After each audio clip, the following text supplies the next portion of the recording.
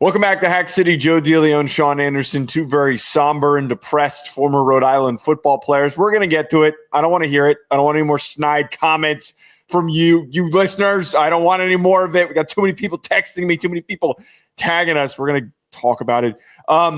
We got to start, though, Sean, for today's episode. It's, of course, presented to you by FanDuel. If you're going to be betting on college football action this upcoming week, make sure to head on over to FanDuel. Montana State dominated NAU 34-10.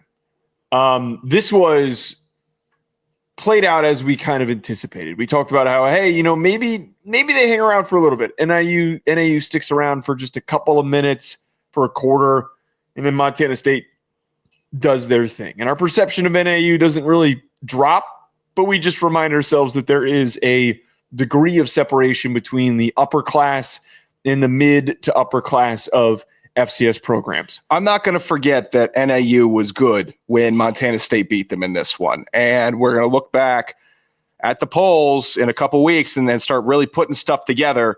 And it's going to be, oh, wow, maybe NAU. No, it was a good win. This is a really solid win for Montana State to get over a quality Northern Arizona team, best Northern Arizona team that we've seen since doing this show. It's strong. They're really good. If they can keep on stacking good wins like this and build some personal momentum, there's not many teams, except for obviously the big one, that can really stop them or challenge them. Montana State's finding really good footing with a lot of roster turnover at big positions, and they're doing it with ease. This is a really good sign for the health of the program, and Montana State fans should be thrilled with this outcome.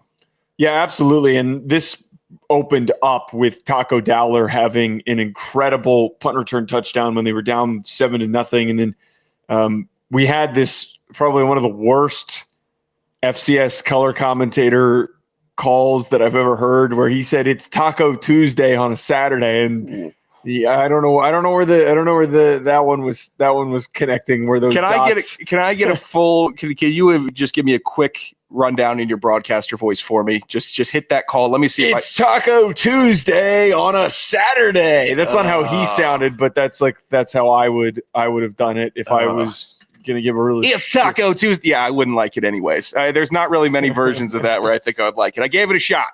That's rough. We don't need to get creative with it. There's a lot of really interesting players in the FCS, and you could just, I think, fill that interesting meter by saying their cool names. Like every show, we stumble across a new guy that has a kick-ass football name. Just say their names. Say where they're from. What a touchdown. And then I think that gets the people fired up. Also, speaking of real creativity, Julius Davis, for absolutely no reason, decided to leap over a NAU defender, and he had a pretty sick touchdown. So shout out to Julius Davis for that one. Shout out to North Dakota State for taking care of business against the Redbirds, 33-16.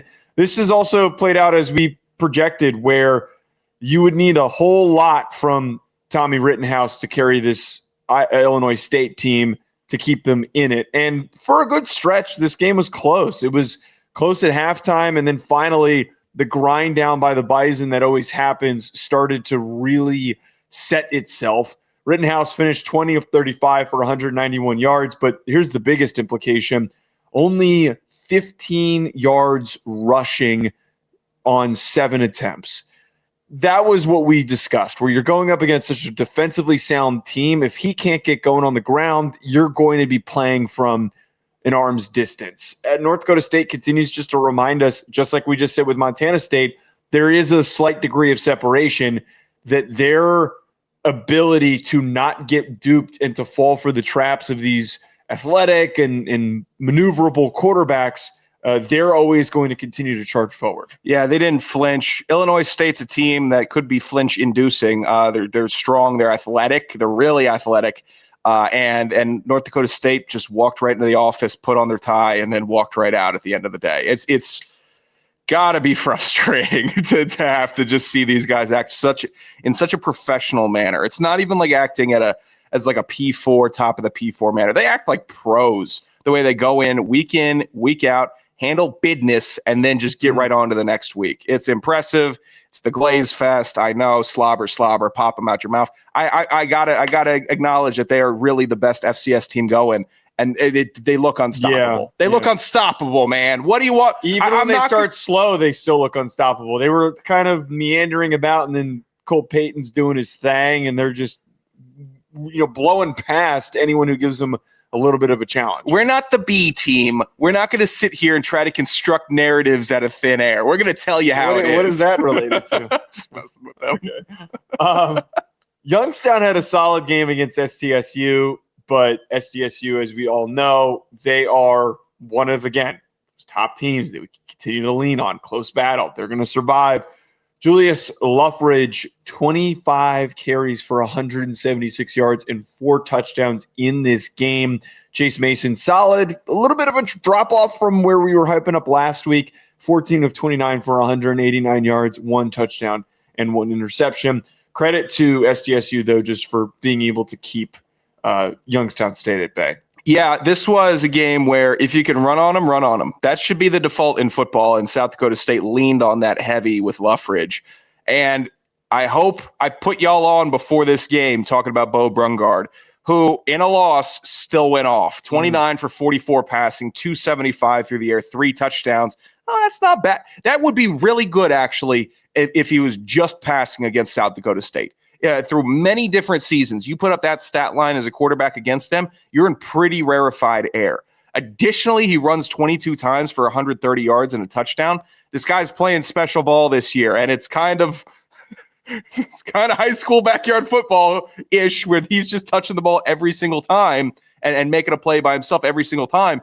But goodness, is it entertaining, and goodness, if you can do it, do it. If you got a guy that you think gives you the best opportunity to win through the air and the ground, and he's your quarterback, run the offense through him. Don't get too cute or creative. I love that they're just letting the big dog eat. I'm a big dumb idiot. I mixed up Rittenhouse with Bo Brungard. I can't believe I did that. I absolutely because the way I was talking about Rittenhouse was very similar to the Rittenhouse is okay with the legs. Well, no, he is, but he's not Brungard. I'm a big dummy for crossing my wires there for that breakdown. Let's hope Jamie waited 5 minutes before the correction. Yeah. I feel like he does it live sometimes. Yeah. But he never comes back and says, "Oh, my bad. You guys caught yourself." It's more, caught you. Keep sending your winning picks, Jamie, I'm sure. Brungard is so intriguing, though, for the way that he was able to completely – this is the problem that we talked about in the preview, though, is that they can't find rushing production outside of him. So you can't win a game when you're giving 2 carries to some of your running backs. And it's just not sustainable. Ethan Wright, 2 carries. Jaden Gilbert, 2 carries. 22 for Bo Brungard and 44 passing attempts is the gaudiest stat line that you could possibly see for a guy in a loss. If you're trying to do the Montana State blueprint, which is a good one, if you have a quarterback that can run and pass the way that Brungard can, you still got to they still are getting running backs involved pretty often. It was not a situation where Sean Chambers just took every single carry. Get the guys rolling all throughout the offense, or else it's going to be a full target on his back the entire game. It would be a pretty simple defensive scheme. It's all right, let's run our base coverage set and then have all eyes on Brungard. If he's slippery, but for the most part, you're going to know what's going on defense. All right, we're going to eat actually, it's not even really eating crow. We will take the negative reactions from the listeners. Rhode Island lost 21-28 to Brown. I hate those assholes. I have nothing positive to say about them. They're pretentious. They're dicks. Brown's not even really a good football team this year because they got stomped out by Harvard 41-7. I have no real care for what Brown produces this season. I'm just very disappointed in our Rhody Rams. Devin Farrell had 2 interceptions. He threw for 350 yards. This sucks. Yeah, this sucks man. Because I think that they're going to be in complete control for still winning the CAA because this doesn't affect the CAA standings, but this just looks gross, and a lot of people are entertained by being able to DM us and tell us, hey, man, what the hell happened? 6 straight wins. They don't DM you when you have 6 straight wins against Brown in the Governor's Cup. They DM you when you drop it for the first time. Brown sucks. Their locker rooms blow. Their field has a big hill in it. Their stadium is a dump. It's a piece of crap. Like non-existent fans. Yeah, I have nothing positive to say about Brown University. This sucks, man. And you know what? I maybe have to take a step back even farther when I'm not even that inundated with tweeting about URI and all that. I quote tweeted a post this year, keep the cup, fellas. It might be on me. You jinxed it. It might be on me. You dick. I'm such an You asshole. also put it in FC estimates when you shouldn't have.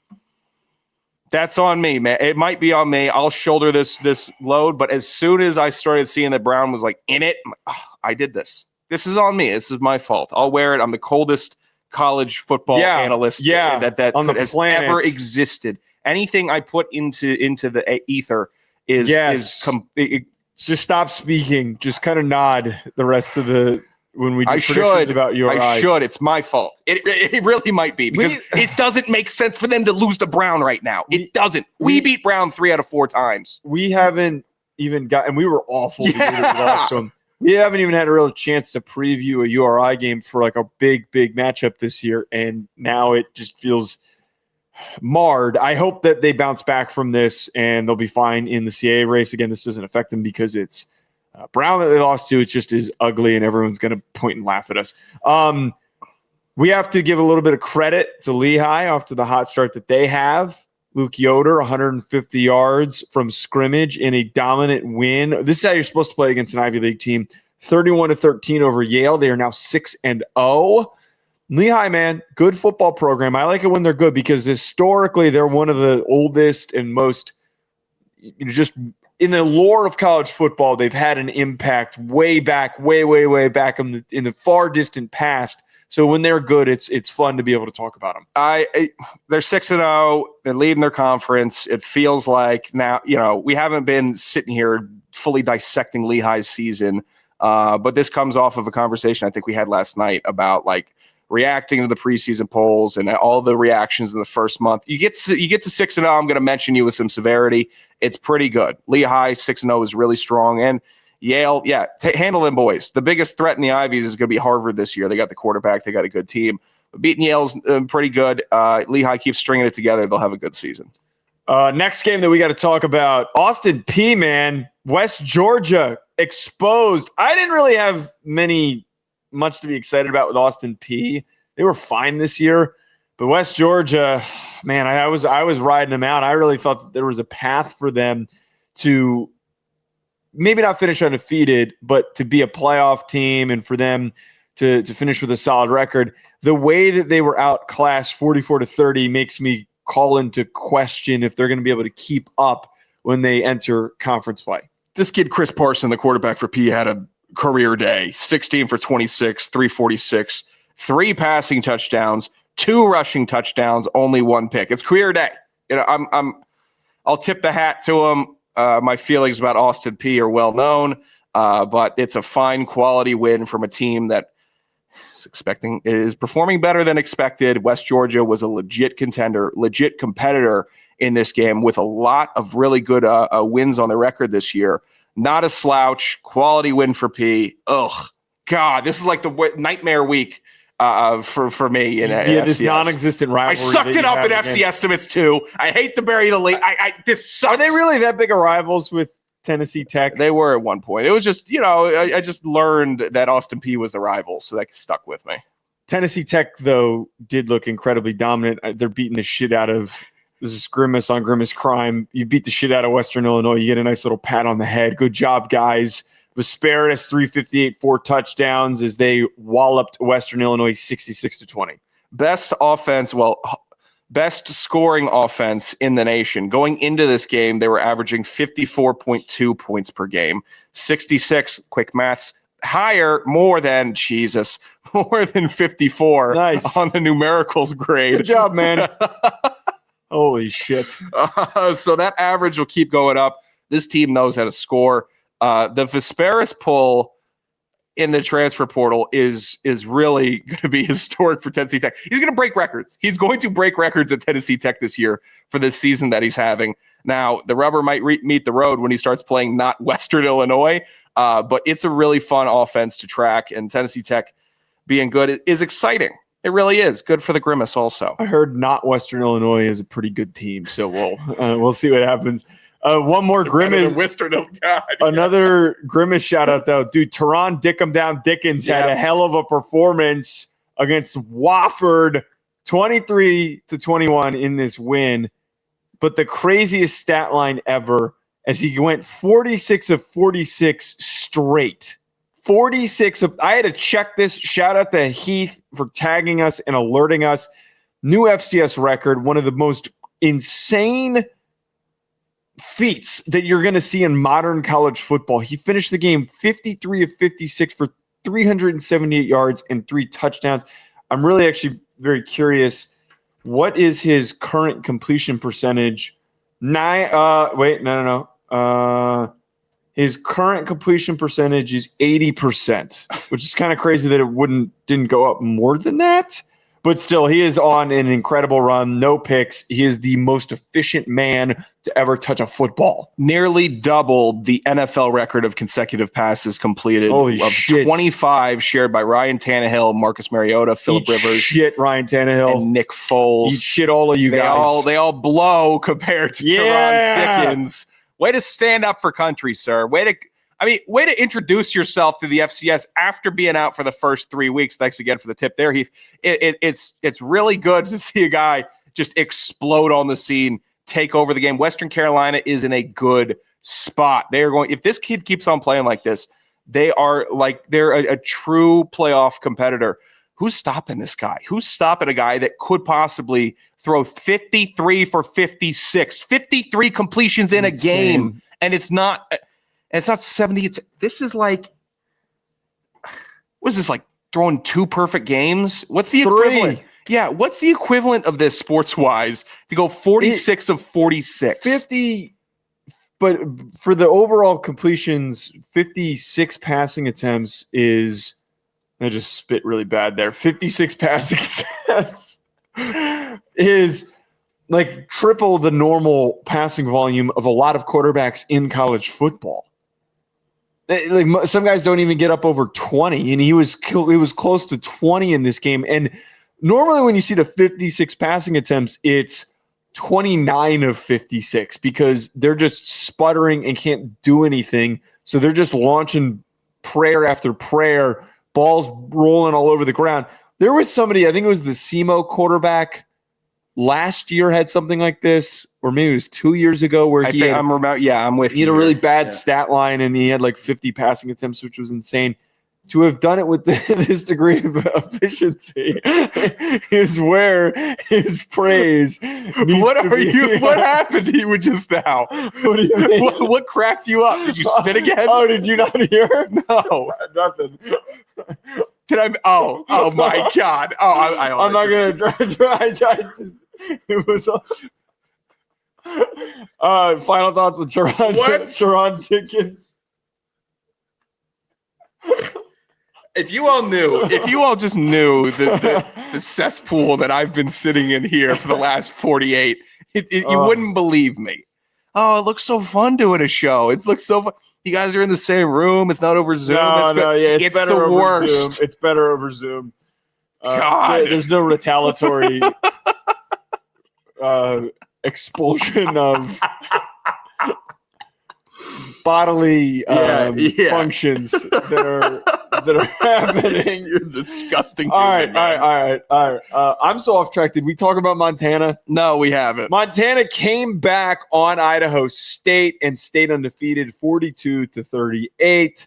Idaho State's plucky. Idaho State has some teeth, but Montana here, despite having a little bit of a rough start to this, managed to hold off an upset attempt. Yeah, Idaho State's been almost in that Mercyhurst category of really good teams with a bad record, and they have been in a lot of games. Montana, it could have been we're overlooking Idaho State. They haven't been good for the last 4 years. They haven't, and we're overlooking them. We just had a huge win last week, licking your wounds in a big battle, and Idaho State came ready to go, and they wanted to roll on them. Montana got lucky to be in a position to win this game. If Idaho State had just a hair more talent, a hair more composure, they would have been able to stomp the neck and end it and give Montana their first loss of the season. But credit to Montana for pushing through, persevering, showing some resilience, and not giving it away, because this would have been deemed just a a bad loss by Montana. It wouldn't have been a season ender. It wouldn't have been one where I'm overreacting, saying, oh, well, we got to drop Montana out. Nope. But it's much better to have this as a win. Even if it's a crazy win against a bad team, rather have the win in this situation. Good win for Montana. Way to pull it out. Freaky stuff happens in football all the time. Overcome it. That's all you need to do. The major concern was not really being able to get Eli Gilman going. He didn't go over 50 yards in this game, 3 yards per carry. Last thing before we get to fat stats, Mercyhurst mentioned the best 2-4 team in the history of college football. 22-13 win over LIU. I'm telling you guys, what, man, this is a playoff team. They're going to the playoff. I'm telling you guys, I'm going to keep doing this. They keep winning games. Even if they lose close games, they're the best 2-4 team in the history of college football. Well, they get Wagner next week, the ever so dominant Wagner's going to get effed on. Get screwed, Wagner.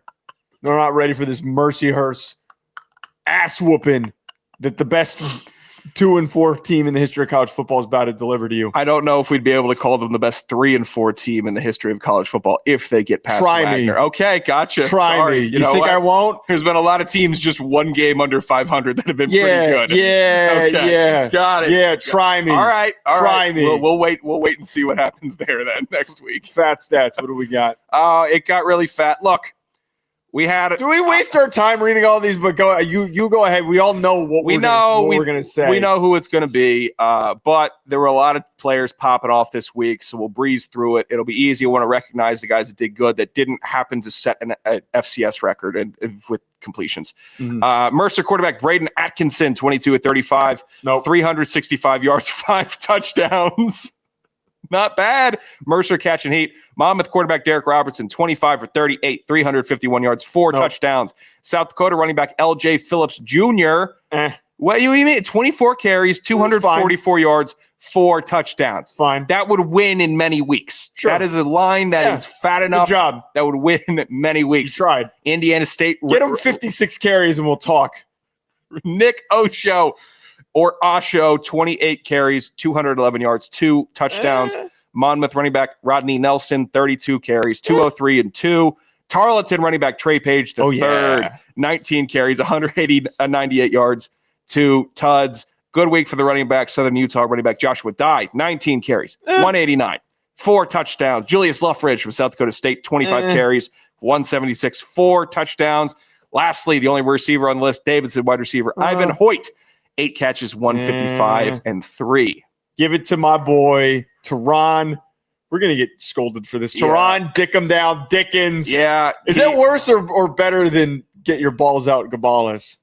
Honestly, I think Teron, dick him down, Dickens is better than get your balls out. Well, less inappropriate. Somebody would figure that we are asking people to get their balls out for Victor Gabales. And that could be some type of, that's an old FCC rule. Like you can say piss, but you can't say piss on radio because it's like a I don't think that we would be allowed to say many things on terrestrial. Yeah, that'd be FCC tough. Regulated. Well, Teron had a very good game. No, say it. Teron, dick him down. Yeah. No, don't pick anyone else. We're only getting one. Yeah, he's the only one I'm highlighting. He had the fattest stat. All right, you mind if I close this out with the Grimace update? Of course. We were getting requests to be more specific with the Grimace League tracker. Wait, who? Brendan was like, I don't know who's in the. It's the purple team, Brendan. It's the purple teams are in the Grimace League. All right. Wait, how is that confusing? We've established this. We've established it's all purple teams, and they're going to play at Central Arkansas for the Grimace League championship. But we went 7-7 this week, 36-34 in the FCS, 36-46 overall. Some good this week, some bad this week. Stonehill loses Duquesne, loss. Tennessee Tech, big win over Western Illinois, Grimace on Grimace. Western Carolina beats Wofford, big time. We might have a Walter Payton coming out of the Grimace League with Teron Dickham down Dickens. Okay. That's only good for the conference. Furman steps up, beats ETSU. That's a big win. St. Thomas and Holy Cross lose. Boo. Abilene Christian. We're harsh commissioners here. Abilene Christian beats North Alabama. Grimace on Grimace. Yeah, Holy Cross doesn't have a win this year. That's not good for us. We need another team that change their colors. We need someone else to get into the purple. Mountain Union. We need to call it Mountain Union. They need to get ready. Albany loses to Stony Brook by 47-12. Boo. Alcorn State loses to Prairie View A&M. Central Arkansas gets a big one. That one was Grimace on Grimace. Need them to get right. They did against Utah Tech. UNI loses to UND. Tarleton beats Southern Utah. Very good, fellas. Tarleton, cream of the crop of the Grimace League. Northwestern State loses to East Texas A&M. Come on, Demons. Lastly, SFA beats UIW 31-17. Oh, you got that shit wrong in FCS submission. I did. Idiot. Thanks. So how did I do FCS? Oh, we'll talk about that on the Tuesday show.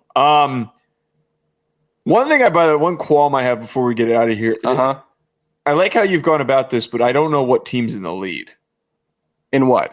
In the Grimace Conference. It's just general. Okay, you know what? You want me to do a full Grimace Conference? I can do a full leaderboard. I'm not trying to put more work on your plate, but Tarleton's in the lead. Tarleton is the third-ranked team nationally. We got to declare a Grimace national champion. How or is every team at the end of the conference, is the Grimace League just granted the national champion? Is that how we're going to do that? Oh, this is going to be tough. I need a call-in. I need somebody to help me out on this one. Nick Massaroni, R.I.P. Nick Mass he lost awesome. To the FBS. Who else would be like? None of our listeners, I think, are polite enough to. We would take help on the Grimace League standings. If not, I'll put together a full scoreboard for everybody to keep them updated on it. At Joe DeLeone, at Sanderson Radio, at Hex City Pod. We'll talk to you later.